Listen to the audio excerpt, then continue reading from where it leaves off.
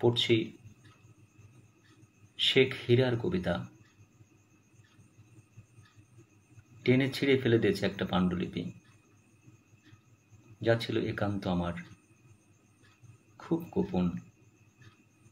খেয়াল খুশির পাতা ইচ্ছে করেই ছিঁড়েছি। নিজের ভিতরটাকে চেনার চেষ্টা করেছি। প্রিয় বস্তু, প্রিয় সৃষ্টিকে নষ্ট করবার অনুভূতিটুকু বোঝবার চেষ্টা করেছি মাত্র। তাতে পৃথিবীর কিছু যায় আসে না, কিছু যায় আসে না আমারও। আবার লিখব নতুন করে, নতুন কিছু, অচেনা সময়, অজানা ইতিহাস। পৃথিবীর যে অংশে এখনো মানুষের পদচিহ্ন পড়েনি, সে অংশ কি মানচিত্র থেকে খসে পড়েছে? পড়েনি।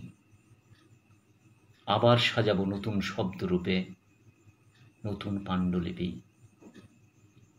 কবি এখানে থেমে যাননি, তিনি আরো বলেছেন, একটা নতুন জায়গা আমার খুব প্রয়োজন, একটা নতুন আস্তানা।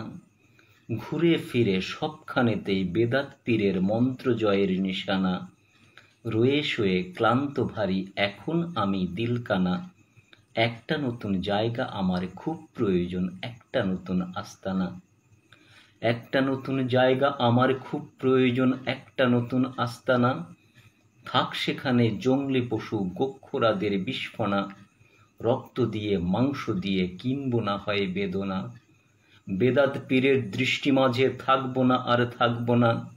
ভুলেই যাব, ফেলে দেব ভণ্ডানো সব আড়ম্বরী ঠিকানা। একটা নতুন জায়গা আমার খুব প্রয়োজন, একটা নতুন আস্তানা। একটা নতুন জায়গা আমার খুব প্রয়োজন, একটা নতুন আস্তানা।